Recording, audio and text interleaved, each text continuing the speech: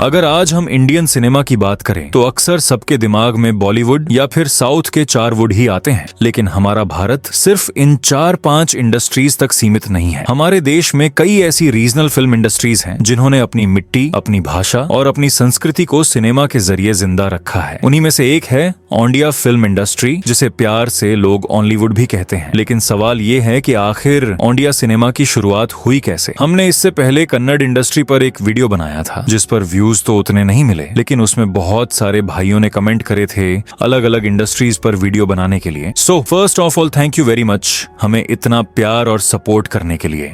आज हम बात करने वाले हैं ओंडिया फिल्म इंडस्ट्री के बारे में। ओंडिया फिल्म इंडस्ट्री की शुरुआत से लेकर कैसे आज धीरे धीरे ये इंडियन सिनेमा में अपना एक स्ट्रॉन्ग एम्पायर खड़ी करती जा रही है। इसके अलावा कुछ ऐसे इंटरेस्टिंग फैक्ट्स और बातें जो शायद आपने कभी सुनी भी नहीं होंगी। इसीलिए बने रहना वीडियो के एंड तक, बिकॉज मैं गारंटी के साथ कह सकता हूँ कि ऐसा डिटेल्ड एंड डेडिकेटेड वीडियो आपको और कहीं पर भी देखने को नहीं मिलेगा। सो लेट्स स्टार्ट अंदर interesting video on raider flick.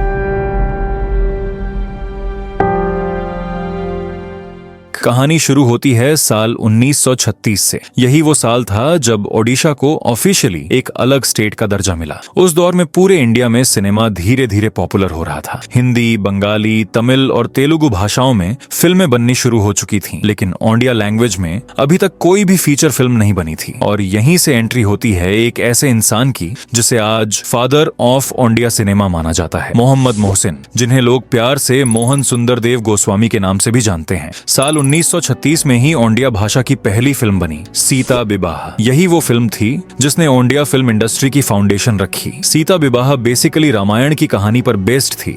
उस समय टेक्नोलॉजी बहुत लिमिटेड थी, रिसोर्सेस कम थे, बजट ऑलमोस्ट ना के बराबर था, लेकिन पैशन बहुत बड़ा था। सीता विवाह रिलीज परठारु आज ओडिया सिनेमा को पूरी 80 वर्ष।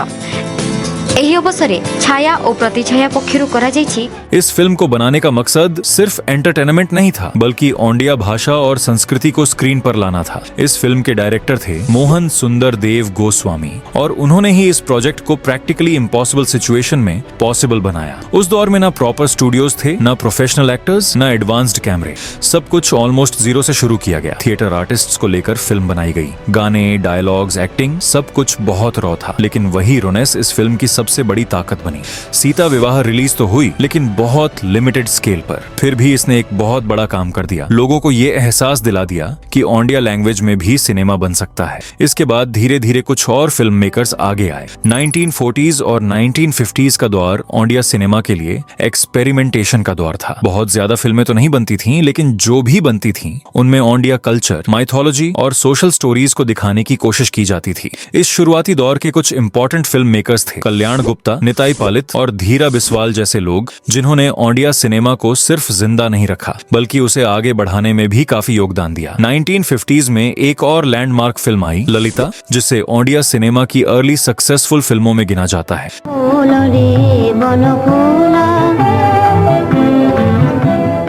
धीरे धीरे ओंडिया ऑडियंस को अपनी भाषा की फिल्मों में इंटरेस्ट आने लगा। थिएटर्स में ओंडिया फिल्म्स लगनी शुरू हुई। लोकल कहानियां, गांव देहात की जिंदगी, ओंडिया ट्रेडिशंस, ये सब सिनेमा का हिस्सा बनने लगे। अब बात करते हैं उस दौर के शुरुआती स्टार्स की। उस समय आज की तरह बड़े सुपरस्टार्स का कॉन्सेप्ट नहीं था। ज्यादातर कलाकार थिएटर बैकग्राउंड से आते थे, लेकिन फिर भी कुछ नाम ऐसे थे जिन्होंने ओंडिया ऑडियंस के दिलों में अपनी जगह बनाई, जैसे सैमुअल साहू, ग्लोरिया मोहंती, पार्वती घोष, गौर प्रसाद घोष। सॉरी अगर कोई नाम गलत प्रोनाउंस कर दिया हो, तो ये वो नाम थे जिन्होंने ओंडिया सिनेमा के शुरुआती ईयर्स में एक्टिंग को एक पहचान दी। डायरेक्टर्स लिमिटेड थे, बजट्स छोटे थे, लेकिन स्टोरीज में ईमानदारी थी। 1960s तक आते आते ओंडिया फिल्म इंडस्ट्री ने धीरे धीरे अपनी शेप लेनी शुरू कर दी। अब सिर्फ माइथोलॉजिकल फिल्म्स ही नहीं, बल्कि सोशल ड्रामाज, फैमिली स्टोरीज और म्यूजिकल फिल्म्स भी बनने लगी। इस पूरे फेज की सबसे खास बात ये थी कि ओंडिया सिनेमा कभी भी सिर्फ कमर्शियल रेस में नहीं भागा। इसका मेन फोकस हमेशा अपनी भाषा और संस्कृति को रिप्रेजेंट करना रहा, और यही वजह है कि एक बहुत छोटी सी शुरुआत से निकली ये इंडस्ट्री धीरे धीरे अपनी अलग पहचान बनाने लगी। एक बीज बोया जा चुका था, लेकिन असली बदलाव, असली ग्रोथ और ओंडिया सिनेमा का गोल्डन एरा तो अभी आना बाकी था।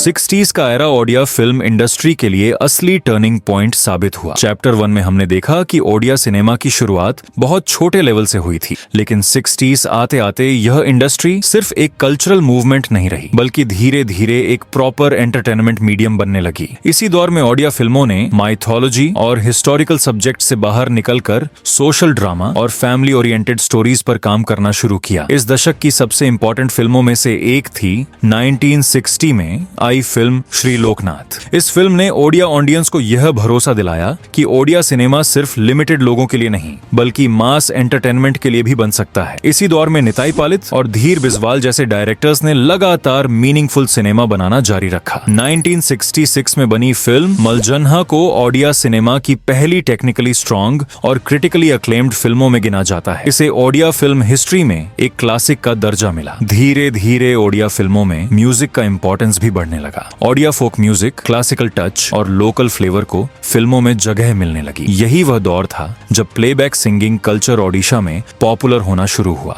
अक्षय मोहंती जैसे लेजेंडरी म्यूजिशियंस ने ओडिया सिनेमा को एक नई म्यूजिकल आइडेंटिटी दी। फिर आया 70s का दौर, जिसे ओडिया सिनेमा का पहला रियल ग्रोथ फेज कहा जा सकता है। इस दशक में पहली बार ओडिया फिल्में रेगुलर बेसिस पर बनने लगी, ऑडियंस थिएटर्स तक आने लगी, लोकल प्रोड्यूसर्स इन्वेस्ट करने लगे। इसी समय ओडिया सिनेमा को अपने पहले बड़े सुपरस्टार्स मिले। उत्तम मोहंती, विजय मोहंती, श्रीराम पांडा और अपराजिता मोहंती जैसे आर्टिस्ट्स ने इंडस्ट्री को एक नई पहचान दी। 1976 में आई फिल्म सिंदूरा बिंदु को ओडिया सिनेमा की सबसे आइकॉनिक फिल्मों में गिना जाता है। इस फिल्म ने बॉक्स ऑफिस पर जबरदस्त सक्सेस हासिल की और यह साबित कर दिया कि ओडिया फिल्में भी कमर्शियल ब्लॉकबस्टर बन सकती हैं। इसके बाद दंडा बालूंगा, अभिलाषा, ममता मागे मूल जैसी फिल्मों ने ओडिया ऑडियंस को पूरी तरह थिएटर्स से जोड़ दिया। 80s का दौर ओडिया सिनेमा का असली गोल्डन एरा बनकर सामने आया। इस समय ओडिया फिल्म इंडस्ट्री अपने पीक पर थी। हर साल दर्जनों फिल्में बन रही थी, थिएटर्स हाउसफुल जा रहे थे। उत्तम मोहंती और अपराजिता मोहंती की जोड़ी ओडिया सिनेमा की सबसे पॉपुलर ऑन स्क्रीन जोड़ी बन चुकी थी। विजय मोहंती विलेन और कैरेक्टर रोल्स में छा चुके थे। मिहिर दास, देबू बोस, हरा पटनायक जैसे एक्टर्स हाउस होल्ड नेम बन गए थे। इसी दशक में फैमिली ड्रामा, रोमांटिक म्यूजिकल्स और सोशल मैसेज वाली फिल्मों का ट्रेंड सबसे ज्यादा चला। ओडिया सिनेमा पूरी तरह अपनी रीजनल ऑडियंस को समझ चुका था। फिल्मों की कहानियां गांव,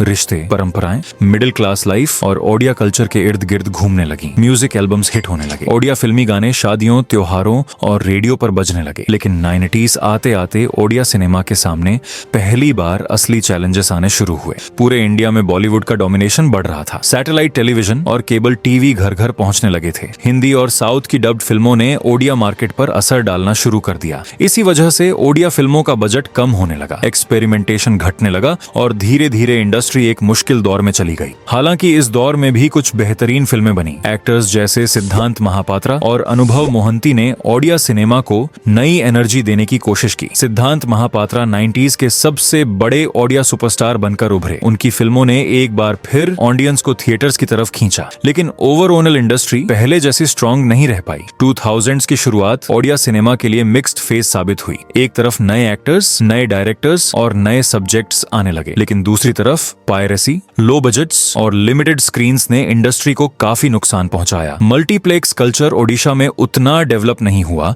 जितना बाकी राज्यों में हो चुका था। इसीलिए ओडिया फिल्मों को प्रॉपर प्लेटफॉर्म मिलना मुश्किल हो गया। इस दौर में कई फिल्म मेकर्स ने फॉर्मूला बेस्ड सिनेमा बनाना शुरू कर दिया। रीमेक्स का ट्रेंड बढ़ने लगा। ओरिजिनल स्टोरी टेलिंग कम होने लगी। फिर भी कुछ फिल्मों और कलाकारों ने ओडिया सिनेमा की पहचान को जिंदा रखा। अनुभव मोहंती, वर्षा प्रियदर्शनी, अर्चिता साहू जैसे नए जनरेशन स्टार्स ने 2000s के दौरान ओडिया ऑडियंस के बीच अपनी जगह बनाई। लेकिन सच्चाई यही थी कि 2000s के अंत तक ओडिया फिल्म इंडस्ट्री एक क्रॉस रोड पर खड़ी थी। एक तरफ उसका गौरवशाली इतिहास था, 70s और 80s का गोल्डन एरा था, और दूसरी तरफ बदलते वक्त की चुनौतियां, डिजिटल रिवॉल्यूशन, इंटरनेट, बॉलीवुड का बढ़ता प्रभाव और ऑडियंस का बदलता टेस्ट। यह सब ओडिया सिनेमा के सामने बड़े सवाल बनकर खड़े थे। ऐसा लग रहा था जैसे हॉलीवुड अपनी पहचान बचाने की लड़ाई लड़ रहा हो। लेकिन कहानी यहीं खत्म नहीं होती, क्योंकि इसके बाद आने वाला दौर ओडिया सिनेमा के लिए एक नया रिवाइवल फेज लेकर आने वाला था। नई टेक्नोलॉजी, नए फिल्म मेकर्स और नई सोच, ये सब मिलकर हॉलीवुड को फिर से खड़ा करने वाले थे। और यहीं से शुरू होती है ओडिया सिनेमा की मॉडर्न जर्नी।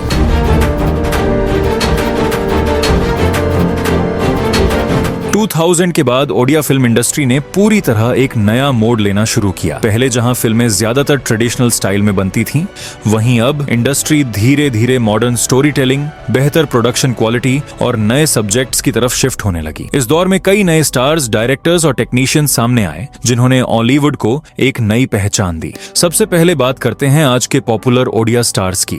अनुभव मोहंती मॉडर्न ओडिया सिनेमा के सबसे बड़े कमर्शियल सुपरस्टार माने जाते हैं। उन्होंने मास एंटरटेनमेंट फिल्मों से जबरदस्त फैन फॉलोइंग बनाई। बाबूशान मोहंती यंग जनरेशन के सबसे पॉपुलर और भरोसेमंद एक्टर्स में गिने जाते हैं। उनकी फिल्में फैमिली ऑडियंस और यूथ दोनों के बीच बहुत पसंद की जाती है। Sabyasachi Mishra content driven cinema का बड़ा नाम बन चुके हैं। उनकी फिल्मों में एक्टिंग और स्टोरी टेलिंग दोनों पर खास फोकस रहता है। अमलान दास, स्वराज बारिक और शुभाशीष शर्मा जैसे यंग एक्टर्स भी नई जनरेशन के बीच तेजी से अपनी जगह बना रहे हैं। फीमेल स्टार्स की बात करें तो वर्षा प्रियदर्शनी, अर्चिता साहू, भूमिका दास और एलिना सामंतरे आज की सबसे पॉपुलर एक्ट्रेसेस में शामिल हैं। इन कलाकारों ने ओडिया सिनेमा में ग्लैमर के साथ साथ स्ट्रॉन्ग परफॉर्मेंस भी दी और इंडस्ट्री को एक नया लुक दिया। अब बात करते हैं उन डायरेक्टर्स की जिन्होंने मॉडर्न ओडिया सिनेमा को नया शेप दिया। अशोक पति, सुशांत मणि, तापस सरघरिया, जगदीश मिश्रा और नंदिता रॉय जैसे डायरेक्टर्स ने पिछले कुछ सालों में ओडिया फिल्मों की क्वालिटी को एक अलग लेवल पर पहुंचाया। इन डायरेक्टर्स ने सिर्फ रीमेक फिल्मों पर निर्भर न रहते हुए ओरिजिनल स्टोरीज, नए जॉनर और फ्रेश कॉन्सेप्ट्स पर काम किया। अगर हाईएस्ट ग्रॉसिंग ओडिया फिल्मों की बात करें तो सबसे बड़ा नाम आता है फिल्म भू बुट्टू भूत का। यह फिल्म अब तक की सबसे ज्यादा कमाई करने वाली ओडिया फिल्म मानी जाती है और इसने बॉक्स ऑफिस पर नए रिकॉर्ड बनाए। इसके अलावा Daman, Premam, love station, sister Sridevi, Abhaya और हैप्पी लकी जैसी फिल्मों ने भी शानदार बॉक्स ऑफिस कलेक्शन किया। फिल्म दमन खास तौर पर बहुत इंपॉर्टेंट रही क्योंकि यह सिर्फ एक कमर्शियल हिट नहीं थी बल्कि इसे नेशनल लेवल पर भी काफी सराहना मिली। इस फिल्म ने यह साबित किया कि Odia cinema real life stories, social issues और सीरियस सब्जेक्ट्स पर भी पावरफुल फिल्में बना सकता है। अब सिर्फ स्टार्स और फिल्मों की बात ही काफी नहीं है, ऑडियंस को यह जानना भी जरूरी है कि ओडिया फिल्म इंडस्ट्री असल में काम कैसे करती है। आज के समय में बॉलीवुड के सामने सबसे बड़ी चुनौती है लिमिटेड बजट और लिमिटेड स्क्रीन काउंट। ओडिशा में सिनेमा घरों की संख्या बाकी बड़े राज्यों के मुकाबले कम है, जिसकी वजह से फिल्मों को उतना बड़ा प्लेटफॉर्म नहीं मिल पाता जितना मिलना चाहिए। लेकिन पिछले कुछ सालों में इस सिचुएशन में बदलाव आना शुरू हुआ है। मल्टीप्लेक्स कल्चर धीरे धीरे ओडिशा के बड़े शहरों में फैलने लगा है। भुवनेश्वर, कटक, राउरकेला और ब्रह्मपुर जैसे शहरों में नए मल्टीप्लेक्स खुलने लगे हैं, जिससे ओडिया फिल्मों को बेहतर स्क्रीन स्पेस मिलने लगा है। आज के समय में ओडिया फिल्म इंडस्ट्री सिर्फ थिएटर रिलीज तक सीमित नहीं रही। ओटीटी प्लेटफॉर्म्स और डिजिटल मीडियम ने ओडिया फिल्मों को एक नया बूस्ट दिया है। अब ओडिशा के बाहर रहने वाले लोग भी आसानी से ओडिया फिल्में देख पा रहे हैं, जिससे ऑडियंस बेस लगातार बढ़ता जा रहा है। यूट्यूब, ओटीटी और सोशल मीडिया ने छोटे बजट की फिल्मों को भी नई लाइफ दे दी है। एक और बड़ा बदलाव ये आया है कि अब ओडिया फिल्मों की टेक्निकल क्वालिटी पहले से काफी बेहतर हो चुकी है। Cinematography, background music, editing, sound design और वीएफएक्स जैसे क्षेत्रों में जबरदस्त सुधार देखने को मिल रहा है। नए यंग फिल्म मेकर्स अब नेशनल और इंटरनेशनल सिनेमा से इंस्पायर होकर बेहतर फिल्में बनाने की कोशिश कर रहे हैं।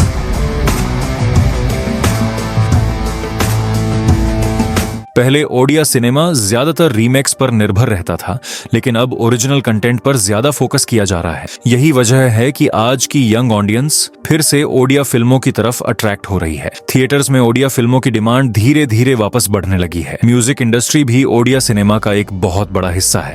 आज के समय में ओडिया फिल्मी गाने यूट्यूब और डिजिटल प्लेटफॉर्म्स पर मिलियंस में व्यूज ला रहे हैं। नए सिंगर्स, म्यूजिक डायरेक्टर्स और लिरिसिस्ट्स इंडस्ट्री को एक नई एनर्जी दे रहे हैं। ओडिया सिनेमा में फिल्म फेस्टिवल कल्चर भी धीरे धीरे मजबूत हो रहा है। कई ओडिया फिल्में अब नेशनल और इंटरनेशनल फिल्म फेस्टिवल्स में दिखाई जा रही हैं। इससे इंडस्ट्री को क्रिटिकल रिकॉग्निशन भी मिल रहा है और नई ऑडियंस भी मिल रही है। अब सबसे जरूरी बात, ओडिया सिनेमा के सामने आज की सबसे बड़ी चुनौतियां क्या हैं? सबसे पहली चुनौती है बड़े बजट की कमी। दूसरी चुनौती है पैन इंडिया मार्केटिंग का अभाव। तीसरी चुनौती है दूसरी इंडस्ट्रीज से कड़ा कंपटीशन। लेकिन अच्छी बात यह है कि धीरे धीरे इन सभी चीजों पर काम शुरू हो चुका है। अब सबसे बड़ा सवाल, क्या आने वाले कुछ सालों में ओडिया फिल्म इंडस्ट्री इंडिया की टॉप फिल्म इंडस्ट्रीज में जगह बना सकती है? इसका जवाब है बिल्कुल हाँ। ओडिशा की संस्कृति, कहानियां और लोकल टैलेंट इतना मजबूत है कि अगर सही प्लानिंग के साथ काम किया गया तो हॉलीवुड भी पैन इंडिया लेवल पर अपनी अलग पहचान बना सकता है। जिस तरह तमिल, तेलुगु और कन्नड़ इंडस्ट्रीज ने खुद को नेशनल लेवल पर स्थापित किया, उसी रास्ते पर अब ओडिया सिनेमा भी आगे बढ़ रहा है। आने वाले समय में अगर ओडिया फिल्मों को बेहतर मार्केटिंग, बड़े बजट, अच्छी डिस्ट्रीब्यूशन स्ट्रेटेजी और मल्टी लैंग्वेज रिलीज मिलने लगे तो यह इंडस्ट्री बहुत तेजी से ग्रो कर सकती है। नए स्टार्स, नए डायरेक्टर्स, बेहतर टेक्नोलॉजी और स्ट्रॉन्ग कंटेंट के साथ हॉलीवुड का फ्यूचर बहुत ब्राइट नजर आता है। ओवरऑल देखा जाए तो ओडिया फिल्म इंडस्ट्री की जर्नी एक छोटे से बीज से शुरू हुई थी और आज वह धीरे धीरे एक मजबूत इंडस्ट्री का रूप ले चुकी है।